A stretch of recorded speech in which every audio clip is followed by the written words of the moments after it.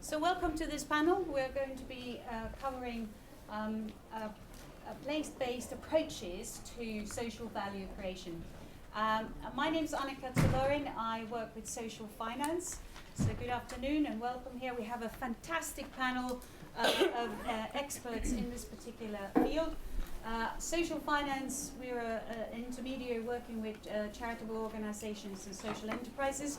We have a particular interest in community businesses and social enterprises because we've launched a little fund. We've just completed an investment in a community interest company in Greater Manchester in Bolton.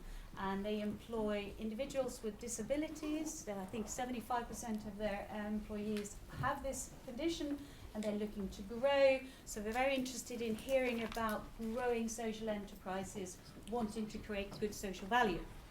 Now, in the panel today, we have some experts who are working with community businesses and others who are very much focused on the place-based value creation. And so if I may introduce Mark Cook, who's from Anthony Collins Solicitors, and maybe you can give a little bit of a longer introduction to yourself in terms of why you're interested in this area when we go through the presentations. I'll keep the presentations to about 10 minutes and perhaps one or two questions afterwards, and then we can have a longer Q&A about some of the bigger issues that the presentations throw up.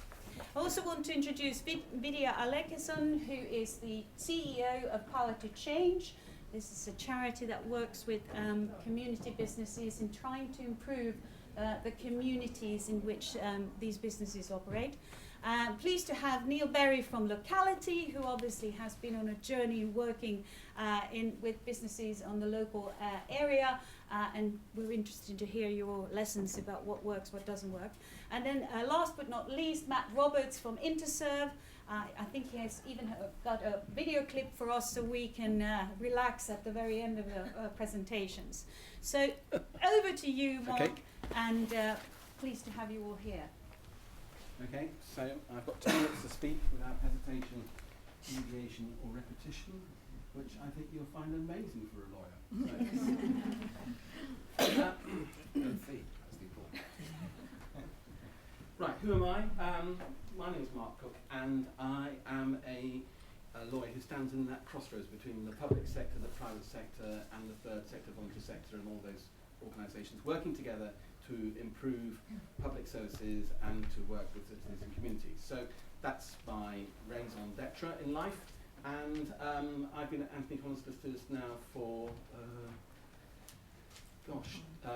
20 years it will be this year, and I previously worked in a very large law firm doing things like pigs flying instantly, otherwise known as PFI, then I got involved with Anthony Collins because I was just struck by the dream of being a projects lawyer who was available to communities in a way in which other lawyers wouldn't necessarily be. And given a chance of a choice between working for the MOD or working for communities, I chose the latter. So all those years later, I'm still with Anthony Collins, and one of the journeys I've had is being involved about how you maximise community benefits through contracts and through procurement. So I co-wrote a book called Achieving Community Benefits Through Contracts with a guy called Richard Farland for the Joseph Roundtree Foundation, and we renewed that publication a couple of years ago by calling it Tackling Poverty Through Public Procurement, which looked at all the case studies about how you did that. And the purpose of the original book was to prove that you could do all this without people saying the EU procurement laws stop you from doing that, or without UK legislation saying that it stops you from doing that. And we showed a way of doing that, really. So I've been on that journey a long time. The work was adopted by Scottish Government. They have a thing called the Procurement Reform Scotland Act, which is much broader and much more far-reaching than the Social Value Act in England, and nevertheless it's an important piece of legislation in terms of where people might want to look in the future. I'm also company secretary of an organisation called Collaborate, which is an organisation which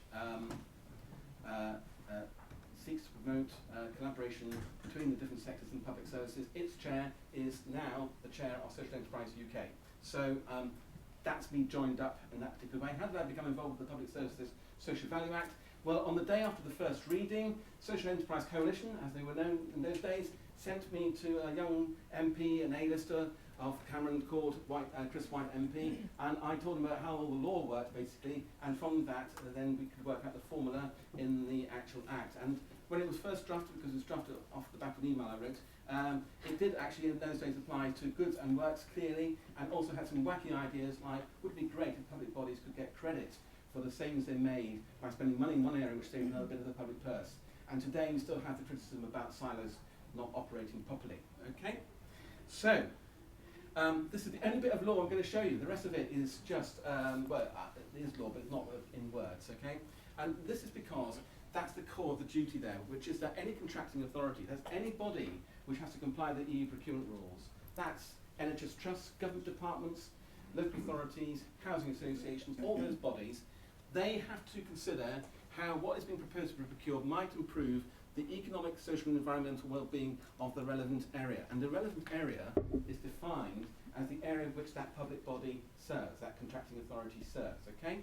So some people might think this is about services. My view is very strongly that the Public Services Social Value Act is about place.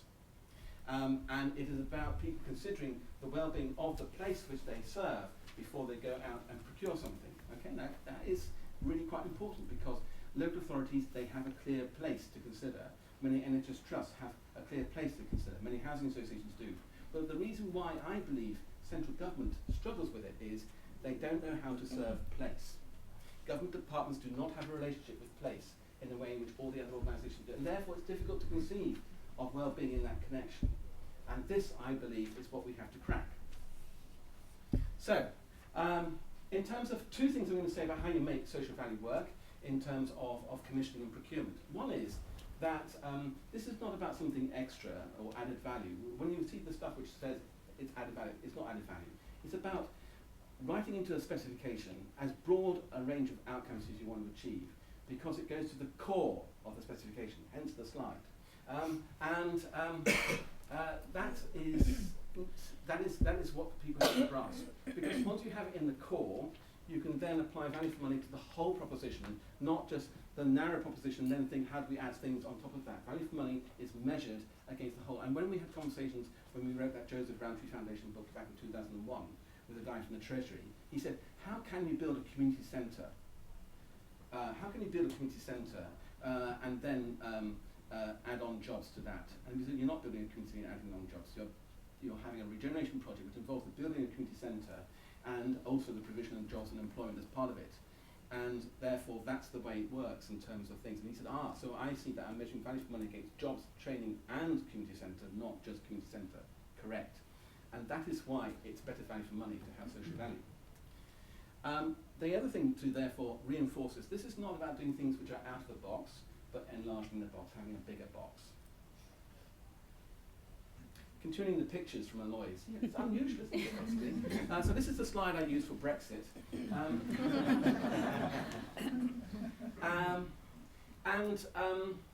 I'm talking to the Local Government Association tomorrow about, at a conference for the construction industry called their National Construction Conference, about how you might improve procurement of construction design post-Brexit. Really exciting subject, well, it is actually. And the point I wish to make about the Public Services Social Value Act is this: we will need a new piece of legislation because we will not have the EU procurement rules applying the same way post-Brexit. Therefore, the linking it to EU procurement is going to be redundant. We need something new. We need an approach which basically applies the requirement to consider well-being of the place you serve to every public body in every single thing it does. We need something broader than that. So here's some pieces of legislation which already exist. So in Wales, you do have to consider well-being of future generations in a range of ways set out in everything which is thought. So that is a Wales-centric piece of legislation. When we look at the Care Act in England, then you have to consider the individual's well-being in various ways. When you look in Wales, there's a similar provision there for Wales. And also, oddly enough, although local authorities, broadly speaking, had a power to promote well-being, which was replaced by a new power under the Localism Act, transport authorities still have a power to promote well-being, economic, environmental and social well-being, which is a bit of an odd anomaly. So we now have various loose pieces of legislation lying around, which all have the word well-being in it, but they're not joined up at all. And my proposition is that we need something which applies to all of them together in the same way. So, when we had our new Prime Minister come into power, one of the great things about working for an organisation like I work for is I can write an article and then it gets published on the website. It's great. So I wrote one called Theresa May Rules UK, and I came up with the principle, which is how do you actually ensure in these times where there's a fair degree of division within different parts of communities and society, could we not have something which was a UK Act, rather than the Scotland Act or a Wales Act, have a UK Act which just said what defines and brings us together, basically. And I just threw some ideas about that. But ultimately, I think it's all about ensuring that we have a charter which is concurrent to Brexit, which talks about well-being, social values, sustainability, and embeds that into the constitution of this country, so that if the public sector gets it, then we have a chance that actually it might happen in lots of ways in places which are hard to reach. The voluntary sector evidently gets it in many, many ways, and actually in many situations at the moment we have situations where private sector organisations are bidding for contracts and offering more social value than they're being asked for, which is bonkers. And we need to reverse that, and we need to embed it in a different way. So, one, social value is about place. Two, it needs to be about place everywhere. And that is the end of my session.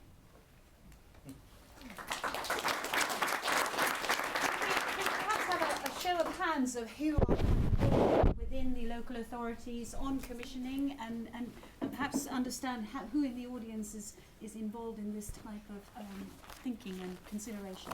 So a few hands come up. And what about those who are actually at the receiving end of that? So the social enterprises or those who are delivering into the commission? So a few hands as well in that area. Okay, interesting. Okay, well, should we go into talking about practice then? Video over to Power to Change. Hey, good afternoon, everyone. It's great to be here. Power to Change is a funder, so my presentation is focusing very much on place-based investments and how to do that, how to go about it. So really, I want you to leave with two thoughts. One is that it's really important that we do this with communities, and the second is that community business is a great way of delivering social value in place. So first of all, I'd want to start by thinking about what's going on in our communities and that sort of post-Brexit landscape. This is some of the findings from some survey research that Britain Thinks did for us at the end of last year. And this will be very familiar to you if you kind of read the newspapers, but I was intrigued that actually it came out very strongly from people in these focus groups that they did really experience a sense of a loss of control.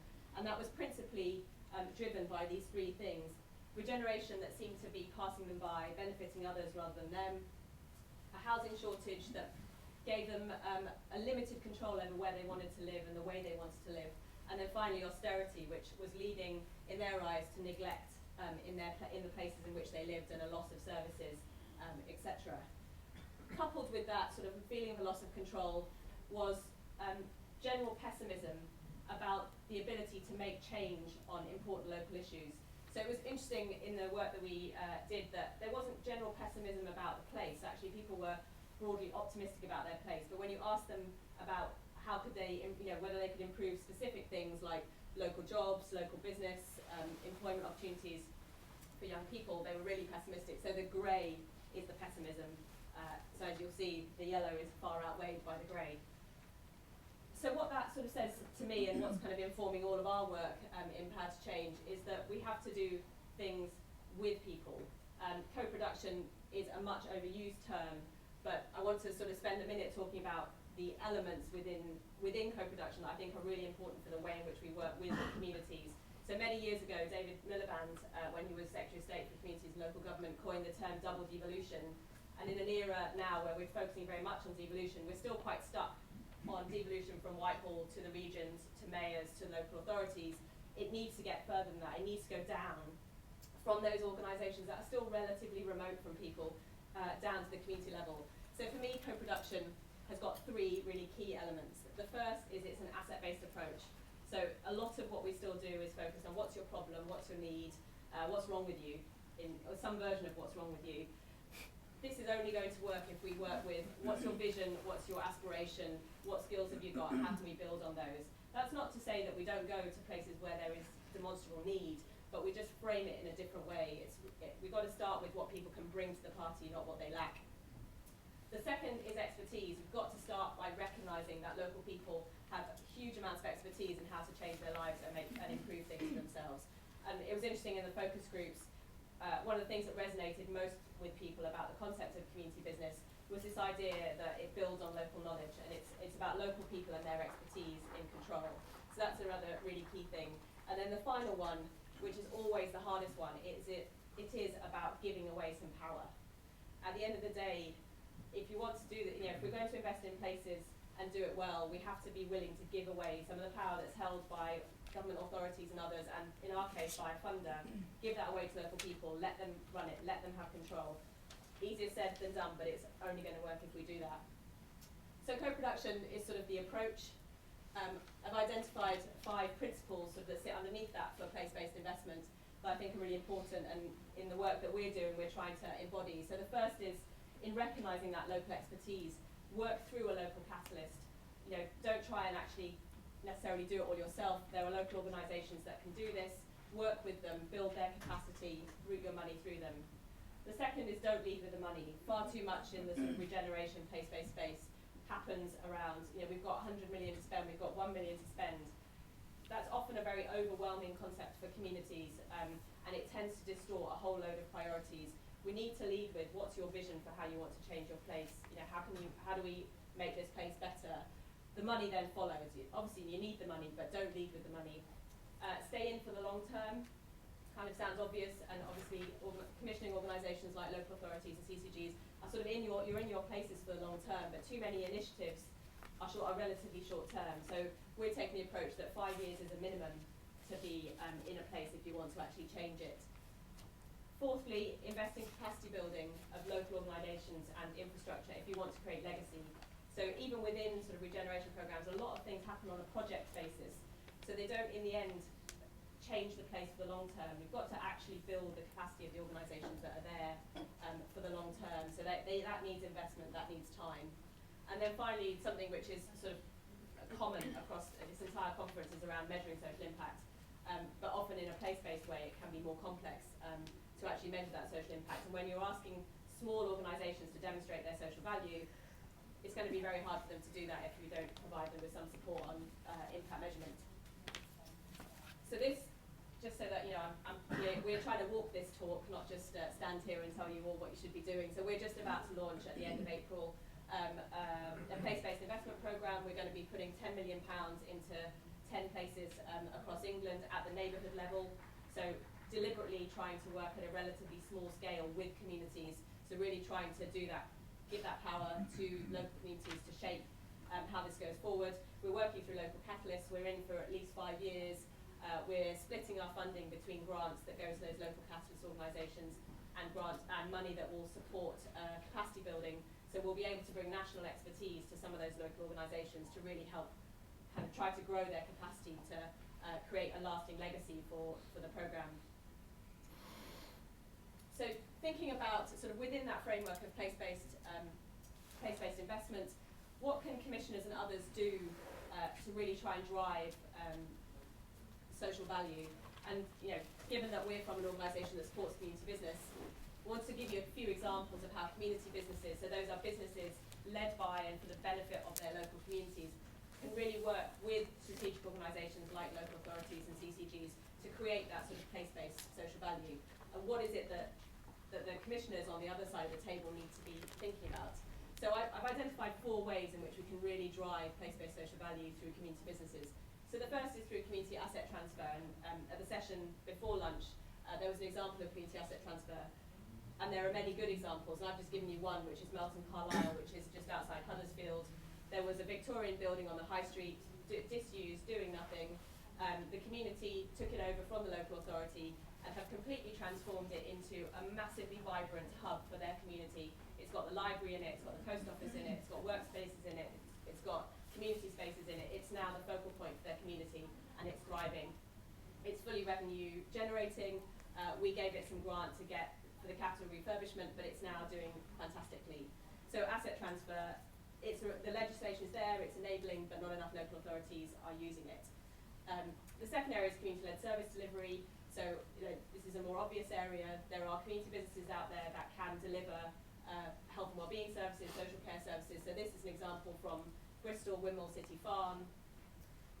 Many of the people that you see in that picture are there supported by adult social care funding to do supported volunteering, return to work programs. What I love about Wimble City Farm is it isn't a program for people with learning disabilities. It's an integrated community setting. So there are about 100 people who are supported volunteers, and there are 300 other community volunteers. When you go there, you have no idea who's who. They're all mixed in together, they all work together.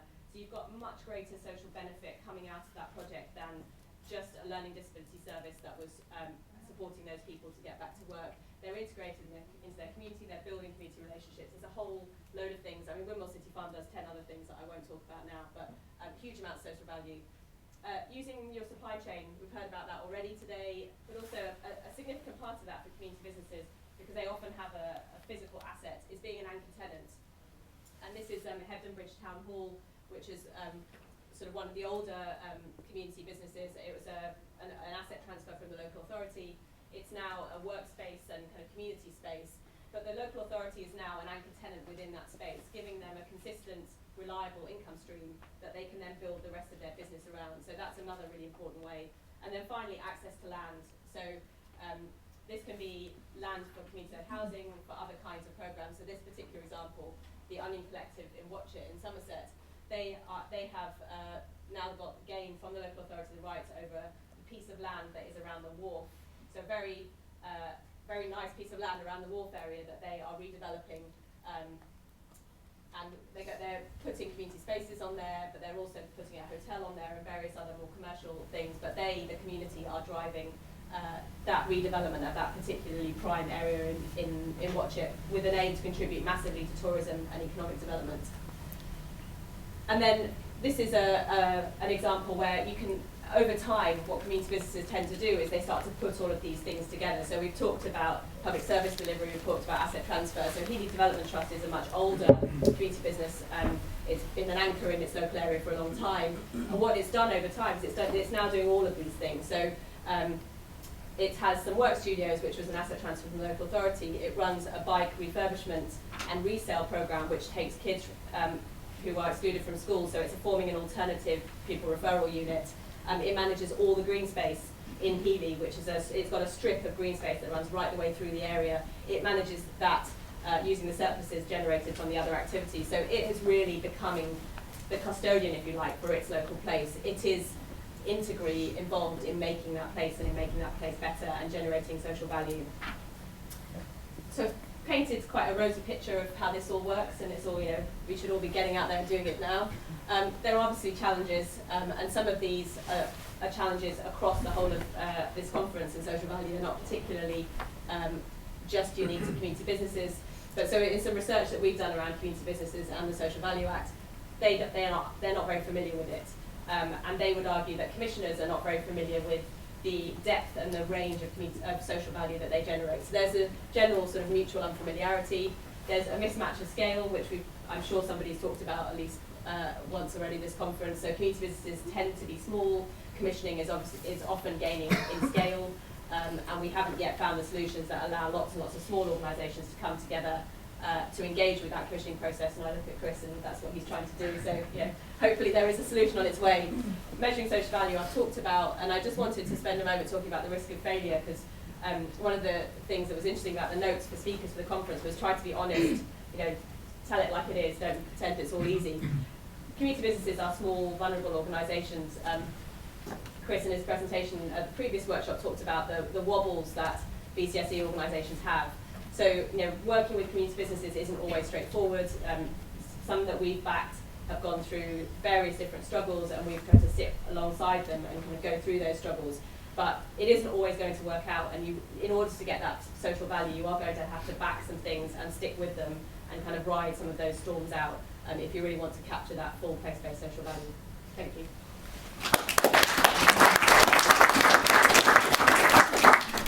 Maybe just a quick word on how do you define a community business as opposed to more general social enterprise, so that we all are on the same wavelength in terms of what we talk about? So we at Power to Change, and we're not the owners of community business by any means. Organisations like Locality were there long before us, and many of you have worked with them before us, but we define them principally as rooted in a local place, accountable to local people, and there are various mechanisms, both formal and informal, that we consider as being appropriate. Trading, which sort of stuff you would assume, and then that the benefit is going back to the local community. So they are a form of social enterprise, but just a much more sort of community-rooted one. Okay, very good. Neil?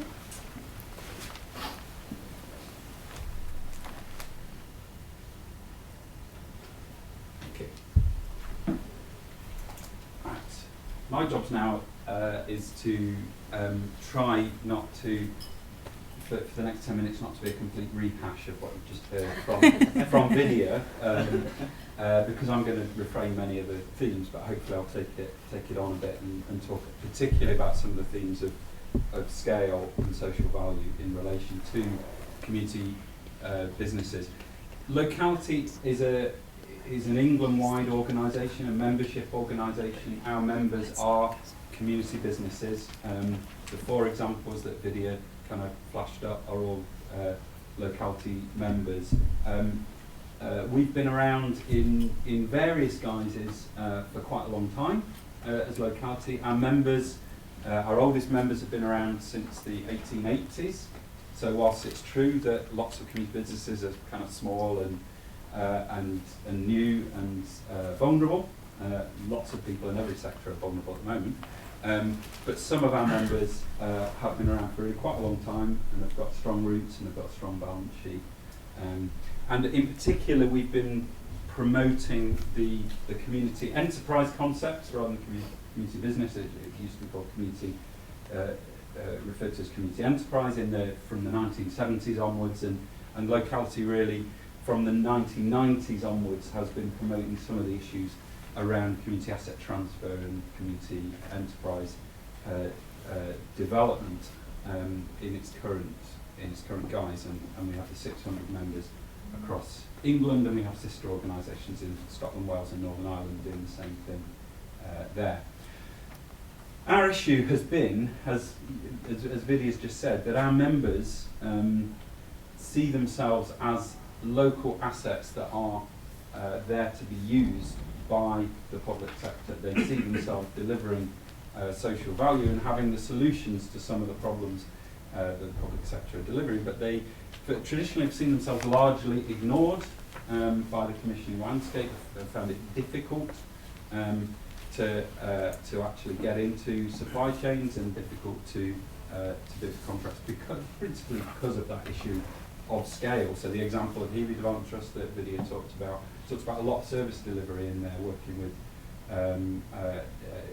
excluded kids from schools on bike projects, the maintenance of the green space, management of land and buildings, formerly public buildings. They get very, very little public sector income from that. It's mostly done on an enterprise basis. So if we're talking about a place-based approach, and a place-based approach is about getting as local as you can, identifying what the assets and resources there are in that place that you can use, taking a person-centred approach and as holistic cross-sector approach as you can, and it's my belief that you can only really do that holistic joined-up approach if you get very local, because that's where things are joined up for individuals and families. You don't join it up in ivory towers, you don't join it up in a strategic level, at city region level. If you're really going to join up services and get the economies of scope services, you do it at a local level. That's not what tends to happen, and our members have always struggled, as I say, to get into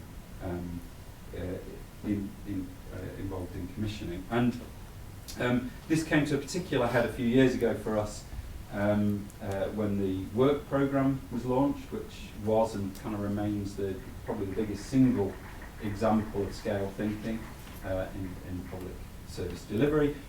We kind of thought enough's enough at that point, and so we kicked back by doing some research work and produced a publication with Vanguard Consulting. This was published 3 or 4 years ago, saving money by doing the right thing. So we looked at a range of different public services, and we looked at how the issues of scale, local versus scale delivery was impacting on a number of things, how it was impacting on the quality of service, whether it was actually meeting people's needs, and fundamentally whether it was cost effective or not. And our strapline, our proposal for this was that the diseconomies of scale that exist in scale delivery of public service is potentially costing the public sector £16 billion a year. So we argue for saving £16 billion worth a year by abandoning diseconomies of scale. When we started out on that journey to produce that publication and argue for a more local, more place-based approach to commissioning, we thought we were going to have to go through a series of arguments, series of barriers that people would put up in front of us. And we thought that the first one is the argument that much more local, person-centred delivery can achieve better outcomes and can be better quality. And that actually most people kind of agreed with that. Most people kind of intuitively got that actually if you can commission locally, you are likely to get more person-centred, more appropriate services. The second barrier we thought we'd have is convincing people that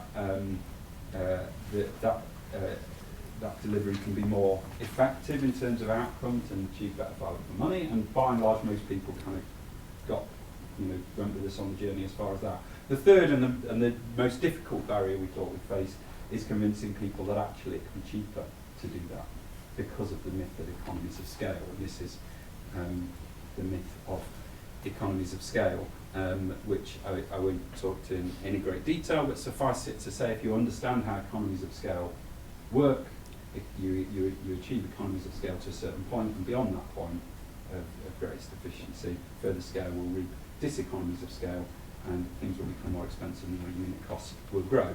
And in service-based economies, rather than, for example, retail or manufacturing, that point is achieved far more quickly than it would be in those other sectors. So actually, people think about economy of scale, think of it as a linear, one-directional thing. That's not true. That's not what economists would tell you. And there's a huge myth about diseconomy of scale. So that's the most difficult argument we thought we would have to make with people. But actually, lots of people even came with us on that bit of the journey as well. And interesting, particularly when we went to talk to central government departments, they were the most likely to understand this. Actually, the further up the policy chain you got, the more there was a recognition that this was true. What everybody said to us was that it's not actually an understanding that commissioning locally is better and it is more effective and can be cheaper. It's actually that there's lots of things that prevent us doing that. And the reason that we go for scale is a number of different drivers, and it comes down to risk in large part. There's a sense that you can control risk better if you commission at scale. It's about policies. It's about misunderstanding in relation to commissioning and procurement practice, and it's a concern over the lack of the ability of the supply chain to actually deliver in the range of the kind of multitude of small contracts that the public sector want to deliver.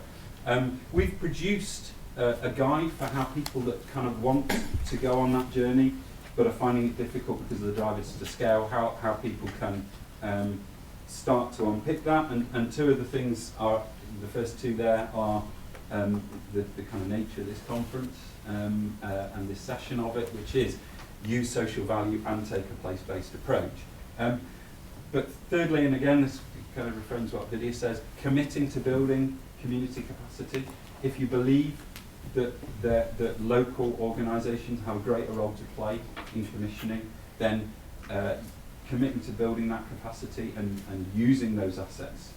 Often they're there already and they're just ignored at the moment, but even where they're not there, commit to building that capacity. And I think the same holds true for the community business sector as it does for the wider supply market and the private sector as a whole, which is if you put opportunities out there, the sector will step up to the plate. And I do believe that's true of the community business sector. The reason a lot of that community capacity isn't there is because it's ignored in the first place. We do argue for a maximum value on contracts and disaggregation of contracts. There's an EU directive that came out a few years ago encouraging, forcing governments and the public sector to disaggregate contracts and justify if it wasn't disaggregating contracts to the lowest possible level. I was just having lunch with someone from a central government department in the Czech Republic. She was just saying that they're just introducing that law in the Czech Republic in response to that EU directive, and they're going to be disaggregating contracts as far as they possibly can to encourage greater supply chain and to encourage more growth in the economy and small businesses and the community sector. Not really happening here still. And again, the final point about co-production, co-design as part of it, I think is well understood. So that's what we're trying to promote. We do believe there's a much greater role for community business, the likes of our members, to play in commissioning, delivering social value. They're delivering social value already. It's just not captured. It's not maximised, and that's because of the issues of scale. So that's my challenge to you today. Thank you.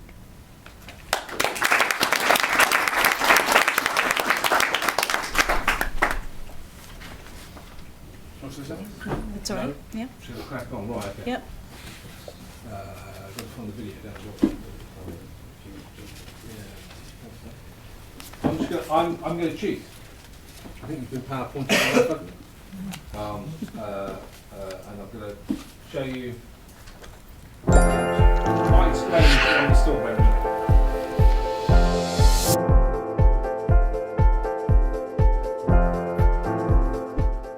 Our ambition is to help you understand the value you're making at work, a positive impact on health, education, crime and employment. Wherever you work, you're probably making more of a difference than you realise. But with so much information out there, it's enough to stress anyone out. But what if there was a tool organising all that information? Public data, business data. Well, that tool exists. Meet Sarah. Sarah's local authority employ over 50 people. And working with Interserve, they contribute over £1 million in salaries. Public data for her postcode shows average weekly household income is quite a bit lower than the national average, and the unemployment rate is pretty high. Like Sarah, you're working with us to create those opportunities exactly where they're needed. Employment rates, average household income. By bringing the two filters together, we better understand the value of our work, our positive impact on communities all across the UK. Once you understand how to use the social value mapping tool, well, there's no end to the discoveries you might make. Anyone can start exploring today. Well, almost anyone. The social value mapping tool. What will you discover?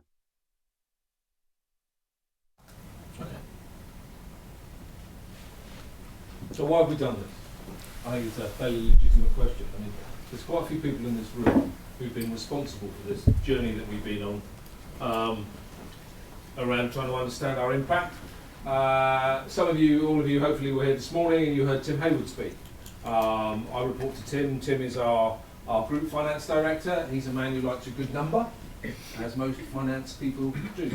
When we started on the sustainability journey, one of his ambitions was that we would be able to put a number, put a value on everything that we did, every impact that we had.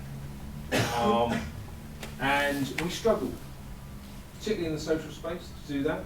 And at this time I was working in one of our defence businesses, and we were trying to build a natural capital mapping tool to try and help understand some of the natural capital challenges that we faced managing 1.5% of the UK's land surface area on behalf of the MOD, most of which is designated for one reason or another. And we saw some potential in that mapping approach to trying to understand our social impact. And it's not about measuring our social impact. So the mapping tool that we built brings together all of that public data that some of us are familiar with, multiple instances of deprivation, reported crime, travel to work, school attainment, average household economic income, some of the stuff that was in that animation. I put it onto a map. Most of that is geospatial information in the first place. So we mapped that data. And then I was conscious of the fact that we quite often bound ourselves by our organisational perimeters. We don't think outside our activity enough. And as a business, we probably didn't think much beyond the boundary of our construction site or the premises that we cleaned or the place that people came to for training and skills. And we never actually saw them all together. So we brought all that business data about actually not so much where do we do stuff, But where does the money that we invest, particularly through payroll and procurement, end up? Because I think at the end of the day, that's the thing that makes a difference. Having a job is really important. What's one of the things, one of the most important things about having a job is the fact that you get to take some money home at the end of the week, the month, whatever it is. And it's the place that you live in that actually benefits from the income that you earn. So I wanted to understand where our people were, and I wanted to understand what those places looked like, and I wanted to understand where we spent our money. So with the help of some very clever people at Groundwork Trust, who listened to me talking about this sort of stuff, I said, yes, we can probably do something about that. We've built this tool, which now enables us to answer questions about where does the money that we are paid end up, and how can we understand the value that it creates. So there was one London local authority that said to us, you've been working for us for about 10 years, and we pay you 20-something million pounds a year to maintain all these buildings for us, deliver these services for us. However, this is an officer speaking, a senior officer speaking, said one of the concerns that all my members have is that all the money we pay you doesn't benefit our local community, it all goes to Reading. And there was a slightly baffled look on the contract manager's face, being Reading. You know, that's the other side of London from where we're working. But why Reading? So that's where your headquarters is. Yeah, oh, right, no, that's not what the case. That's not reality at all. And so we turned up in the very early days of our journey with this social value mapping tool, and we're able to show to the members and the officers of that local authority that the vast majority of the money, the 20-odd million pounds they paid us a year, was distributed through the payroll. And we could say, and this is where all these employees live. And funnily enough, most of them lived in that borough. And they said, yeah, that's all very well and good. But you then have these massive framework contracts with your supply chain. People like Travis Perkins. You buy all the stuff from Travis Perkins. I don't know where Travis Perkins' profits go to a shed somewhere in Staffordshire or something, sitting on the outside of a ring road. That's no good, is it? And we said, well, yeah, okay, fine. Yeah, we do have big framework agreements, and that enables us to deliver you value and all the rest of it, all the usual stuff you'd expect to say. But interestingly enough, sitting in your borough is the branch of Travis Perkins that we use. So X amount of your money goes through that particular branch of Travis Perkins, and Travis Perkins employs 23 people, and some of that is down to the fact that we spend a lot of your money there, and the same thing applies to Wolseley's and a whole bunch of other suppliers. To answer the question about actually what impact are we having? What impact are we having on behalf of that customer? We clean every boots in the country. That's a really good thing to look at, because the egg and bacon map, I loved your egg and bacon map, but it needed a few more peppercorns in it, because you've missed off a critical part of the United Kingdom. Oh. Which is the Shetland Isles. I think the Orkney Isles. Oh, yes. that was above the slide, yeah. Yeah, it's always I have a particular personal interest in the Shetland Isles on the grounds that I'm married to a Shetlander. So when you produce a map that hasn't got it on it, I take it personally. All right, fair enough. I also quite like a map, as you probably gathered. But we employ 6 people in the Shetland Islands. 2 of them look after that boot store that sits in Lerwick, and there's a couple that work for Avosa, and there's a couple that work for, I think, on an MOD contract down there. But there's 6 people, so a proportion of what we do goes into every single community in the United Kingdom. I mean, people have talked a bit about who they are. Who is Interserve? Interserve in the UK is about 50,000 people in pretty much every single community in England, Wales, Scotland, Northern Ireland, and the Shetland Islands, which my mother-in-law would tell you is an independent sovereign state, as far as she's concerned. With our own sovereign wealth fund, which makes it slightly more interesting. The only one in the UK, I think. So that's what we're trying to do with our mapping tool. So our mapping tool is all about saying, actually, we need to think about place in this very integrated way. We need to look at all the different sources of data that are out there. It's about the business data, or about your organisational data, about the things that you do and where you follow the money, and then look at it in a context. Because if you understand context, you understand the impact that you're having. We're not trying to, at the moment, to measure anything. So there are many of my colleagues, when they talk about SA21, are talking about a cell on a spreadsheet. When I talk about SA21, I'm talking about a community in Swansea. It's all about people, and it's all about place. It's not about clever algorithms. I'm a man who loves a good algorithm, as long as somebody else has written it, because I don't understand it. So it's about having really simple things, and we use the most powerful computer that we've got, which is the human brain, and we use the most powerful optical sensor that we've got, which is the Mark 1 eyeball, and we put them together and put them on a map, and we say, okay, draw your own conclusions. That's where the things that you want done are done. And when you say, let's have local procurement, there was a contract that we ran that's in the mapping tool in Yorkshire for a big police authority up there that had a 25 mile percentage recruitment employment target and a procurement target. So they wanted to buy, I can't remember what the percentage was, but the interesting thing was you put all that data in, and we collected all that data, and you put all that data into the mapping tool, you just go, yeah, okay, there's this huge concentration of dots in Yorkshire, but we still bought stuff in the central belt of Scotland, and we still bought stuff in Cornwall, and we still bought stuff in Essex. So you still have this massive impact around the country, even when you're trying to be really, really local. And the one thing that we have discovered about us as a business is that, and which we didn't know, is that we seem to do an awful lot in Cornwall. God only knows why, but when you start putting all these data sets onto the map, you discover that Cornwall is covered in dots. I don't know, nobody in the business can tell me why that is, but we are going to go and find out why that is. But that's what we're trying to do. So our place-based approach is we get place. And I came at this, I stole a strapline off the Ordnance Survey. The Ordnance Survey say everything happens somewhere.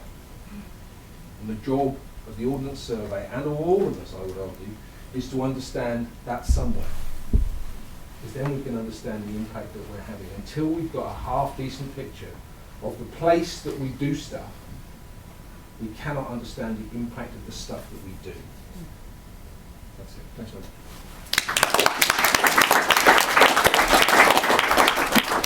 Fascinating stuff. So we have about 15 minutes to ask questions of our panelists. Anyone brave starter for first question?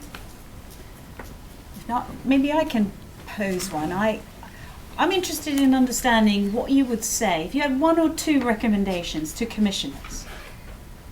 What would you say? What would be your sort of one thing that you would like to say? And you can pick any type, whether it's a local authority, an NHS trust, etc. What would be the one or two things that you'd like them to kind of take into consideration when they speak? Maybe that, Mark, do you want to start with that? I think the key thing a commissioner can do is to ensure that the local supply side is there. And recognise its responsibilities in building capacity, but also in making available details. So, for example, if you are asking for local people to be employed, young people to be given new training opportunities, etc., you're not allowed to say they must come from this postcode, because that would be infringement of procurement rules. But what you can say is, we want these people to this extent, and a list of the different categories you want them for, and then when all the contractors say, well, where are those people? Then the local authority says, well, actually, if you go and talk to that agency over there, they've got them all queuing up ready and available to work on your contracts. So I think the key thing in commission, the idea that somehow people are providers and commissioners is a false distinction. Most commissioners know an awful lot about providing, and actually a lot of providers know a lot about commissioning, and so it is a false barrier. Mm-hmm. The issue is that each has to take responsibility in helping the other to commission better and the one to provide better. Interesting. So I would say, particularly in the context of community businesses, go visit. So before we fund anything, we have the luxury of a bit more time, and we go and visit them. It's really hard to understand the real depth of social value that community businesses and those kinds of community-rooted organisations create on a piece of paper. Mm-hmm. I think some investment in actually going and seeing those organisations that are in your local patch would be transformative in terms of the way in which commissioners can think about those organisations and then start to build them into their thinking. Interesting. I think above all else, understand that you are not commissioning in a vacuum. Whatever you're commissioning within a dynamic system where there are a number of actors. There are individuals, there are service users, families and friends and neighbours and networks and community organisations. There are a bunch of other organisations and agencies within your authority and outside your authority that are also commissioning similar things, slightly different things. And the complexity of that system is where we have all our inefficiencies, is because things aren't joined up and no account is taken of the dynamic system and the assets and the other actors that are at play. Whatever you are commissioning, whoever you think your providers are, there are a bunch of other providers and important actors that you might not be engaging in a contractual sense, or you perhaps should be, but there are a multitude of providers, not just the people that you've got a contractual relationship with, and understanding the interplay and what the different roles that people can play, right down to individuals and their families. And ultimately, a lot of public service delivery should be about leaving a footprint behind, which is, I agree with Matt, a lot of it is about the spend and where the spend goes, but a lot of commissions should be about how do we leave behind better social capital and a better fabric that means that some of these issues that we're dealing with are not going to come back to bite us in the future. And that's about understanding the place in which you're investing and who else is working there. Okay. Matt, any comments on that? I suppose my comment would be, tell the truth about what it is you want to achieve with your procurement. Yes, quite. If what you want is to buy something really cheap, then say that. Yeah. Don't wrap it up with the lovely bows around social investment and social value and social capital. If just you're in that situation where you just want it really cheap, yeah, because that's where you are, say that.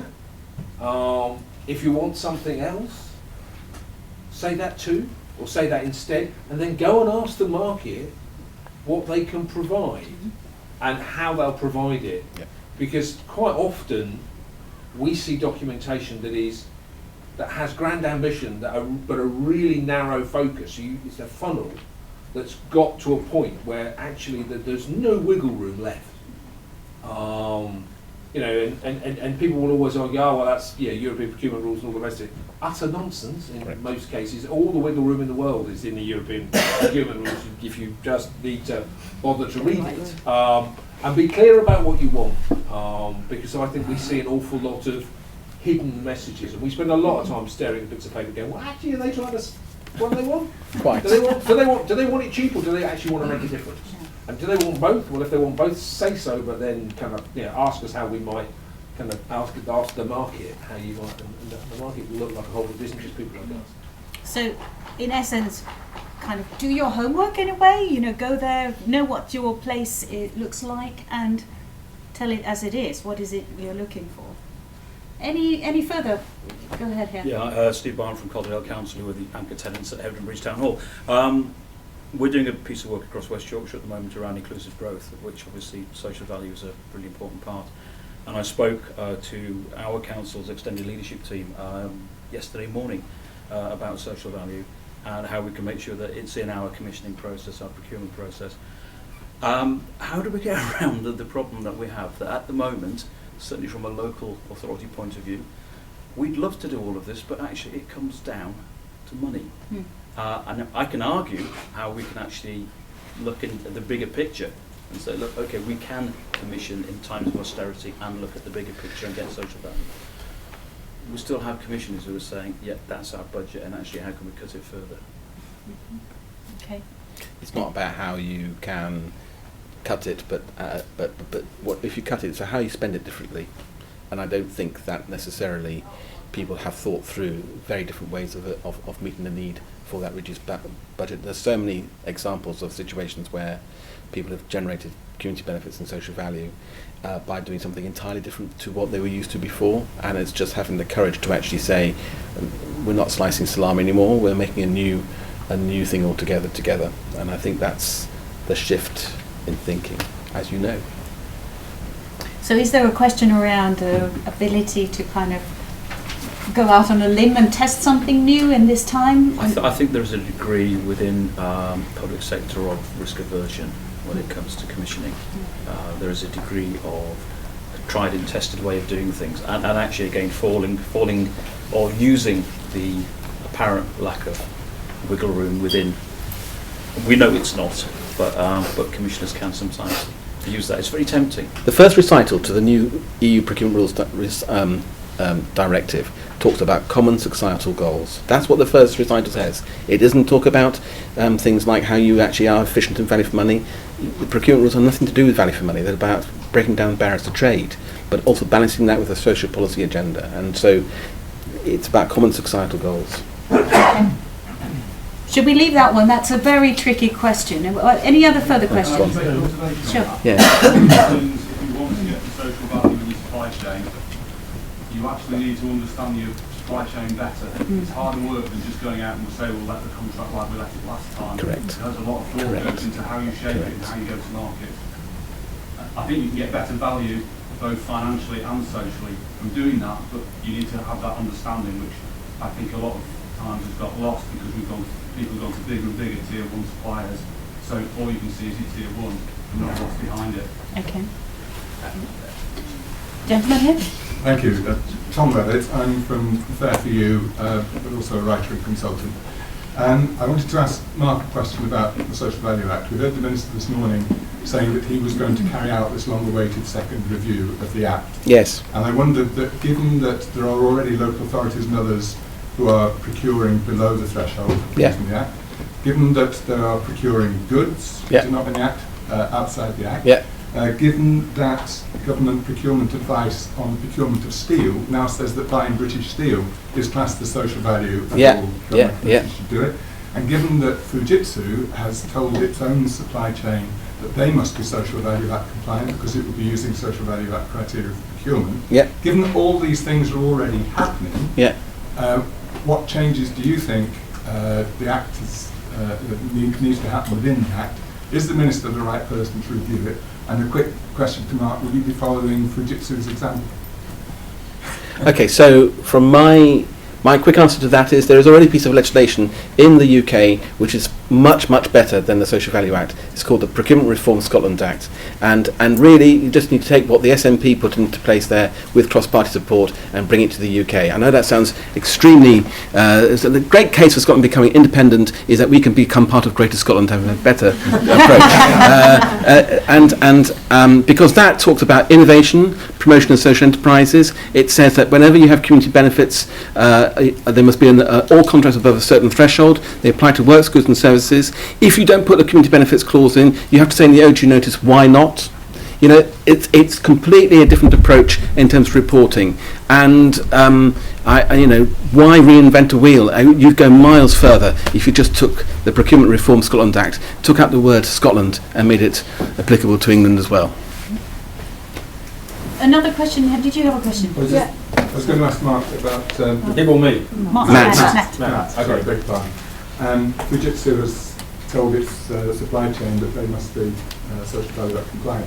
Will Interserve be doing the same? Do you think that'll catch on in the private sector? I think we already have, by and large. I think most of our supply chain, Dan, who was just speaking over there, is one of our supply chain specialists.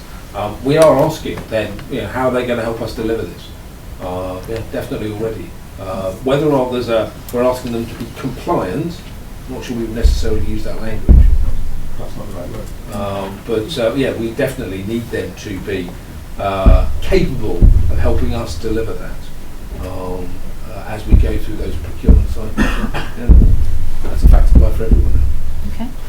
So this lady in the red and then lady in the yellow, if I may. Hi, my name is Valentina Garbarini with Unidos en Red Foundation. My question in regards to the area of impact. You all have a lot of expertise in social impact businesses in the community.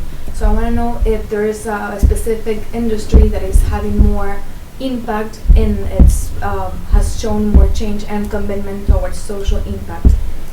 I don't know if that question is clear. Specific industry. A specific industry. I don't know, like maybe more organizations that are inclined to education are more committed and are showing more support to social impact initiative versus, I don't know. The impacts are different though across education and across youth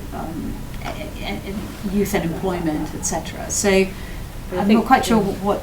I don't know if you're talking about private sector employers, which I'm not much better place to talk about. I mean, what we see at the community level is that businesses are all, in order to survive and become viable, they are multi-income stream and multi-activity. So some of those ones that we talked about earlier, like Healy Development Trust, they're not a single sector. They don't just do a cafe or a this or a that in order to get enough revenue to keep going and to deepen their social impact within their local place. they may start as a cafe, but they tend to respond over time to an increasing number of local issues and need in the local area. So they just spawn other bits to them. So the sense that they're in one sector or another, actually we have a real issue when we try to categorise them. They're not categorisable because they do so many different things, and that's very, very typical. So the organizations have a reach that is more integrated with all fields, instead of just helping like because they're responsive to their local place.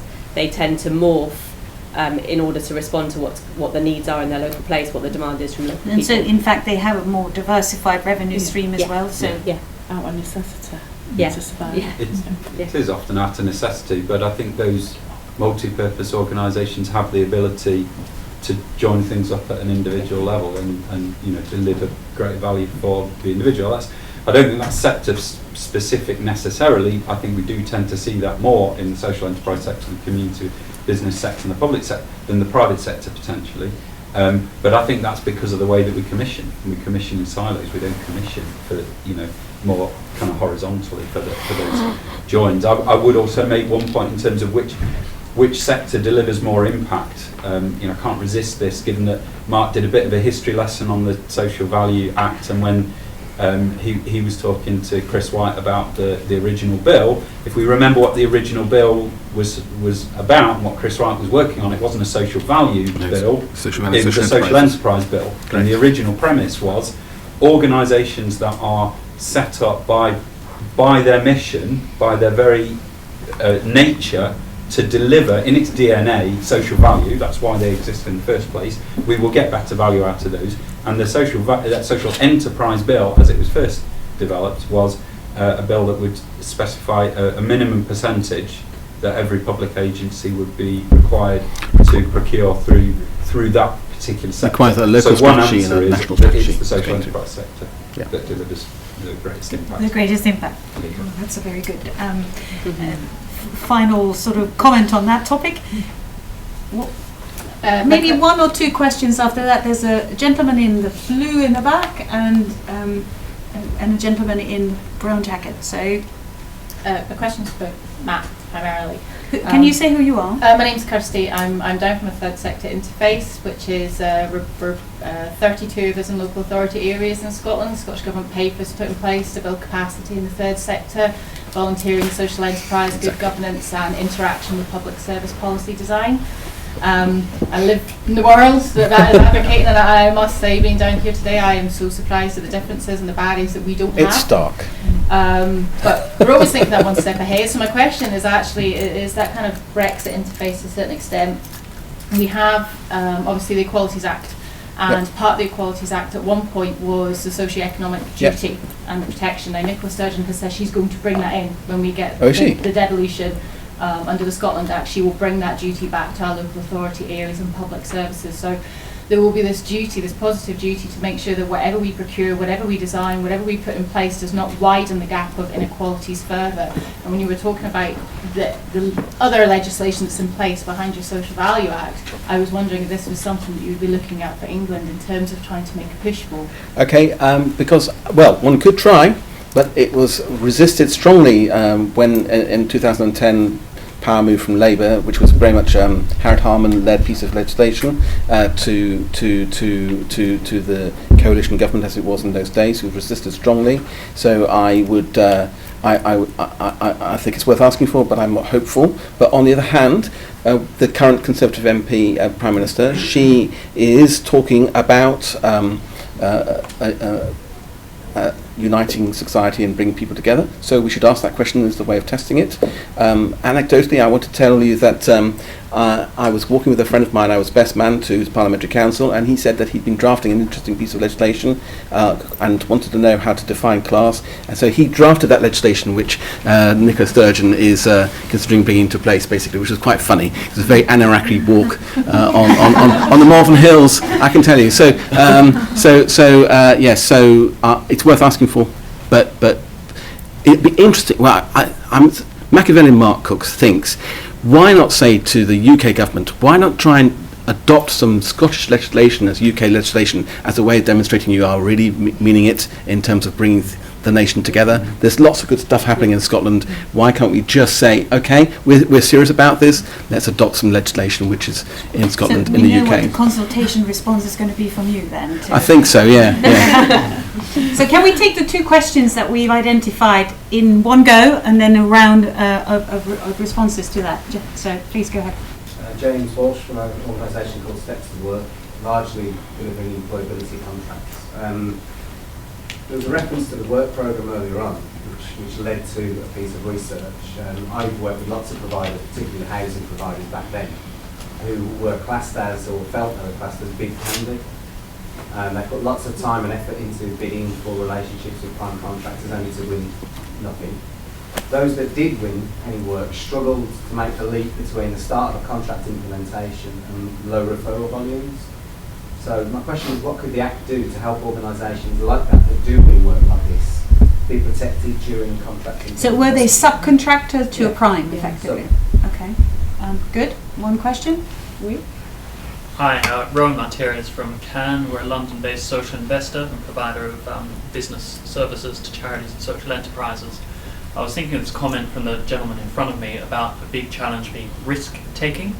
And my question is to Vidya, that in a sense, Power to Change could be conceived of as a commissioner, in a way, of funding impact.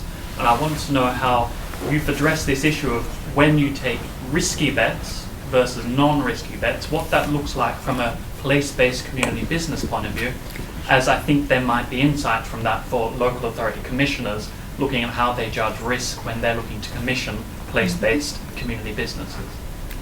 Okay, so I'm taking the first question. It's probably to Mark, a question around, are there ways in which sort of not secondary providers into a prime could somehow be protected through the Social Value Act? I think that was the question. I think supported, especially with defining community organisations, and we've spent some time discussing what a community organisation is. Yeah. And very often a community organisation doesn't have that place as a subcontractor. The prime contractor should do that for them.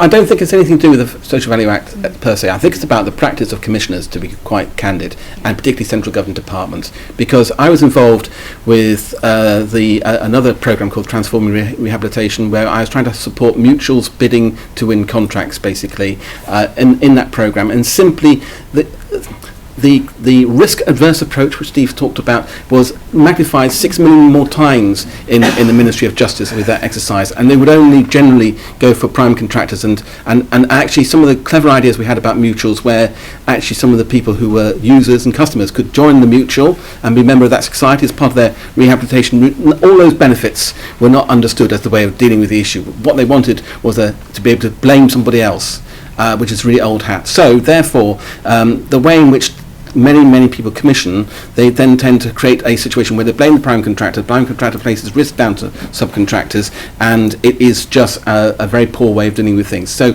I think a much more collaborative approach to procurement, whereby everybody sits around the same table and actually ensures that nobody fails, is a much better use of public money than it was finger pointing at each other. And we just have to change the culture in this country. Neil. I completely agree with Mark. I just wanted to give you a statistic actually related to the work programme. Thinking about the impact of what we do in the public sector spend. Prior to the work programme, 79% of locality members were involved in employability provision in some form. Often quite low level, not always publicly funded, but often publicly funded, but often very small amounts of money. 3 years after the work programme, that had dropped to less than 30%. I think it's 28%. The work programme has dismantled an established community network of employability providers. That's direct employability providing, also volunteering and apprenticeship schemes. So it's absolutely true. Lots of our members were bid candy and were destroyed through the process, but many more just actually didn't even play in that environment. So that was the effect of the work programme from our perspective, the dismantlement of a supply network. Very interesting questions around how to kind of address that. in terms of risk and the ability to take on board a bit of risk, and yeah, I mean, we have the luxurious position of being a charitable trust. We're not, we're subject to the public, we're a public commissioner by EU rules and all of those sorts of things, but we're not facing austerity and all the other things that go on for public sector commissioners. But I mean, our approach is we have a risk policy that's signed off by our board that looks at that actually states the level of risk that we want to take in different kinds of activities. So at operational level, very low risk or no risk, and then grant making, higher levels of risk. So we've started, I suppose, by trying to understand as an organisation what our mission requires of us in terms of the level of risk that we want to take, and agree that as an organisation. And that allows us, I suppose, some freedom to then take those risks, because we're, in taking those risks, we're complying with what we think we should be doing. And then, I suppose when organisations get into trouble, and as a grant funder, you are risk capital. You should be backing things that fail, and you should be backing things that struggle. I mean, we try, and the proof will be in whether we can keep doing this as we mature. But in the first couple of years, we've sort of stood by organisations, tried to provide additional capacity, tried to put experts in where we can, and just kind of walk alongside them. At some point, we would have to stop if things really were not going to work out. But so far, we've really tried to kind of be there to support them and work, provide capacity and work through that. So that's the approach we take, and we score, when we kind of make grants, we have a scoring for impact and risk for each grant that we, which we look at before we make the grant, and we try to cluster everything in that as much as we can into that high risk, high impact box. So that's sort of how we've tried to approach it. Well, can I ask everyone to give our fantastic panellists a thank you very much.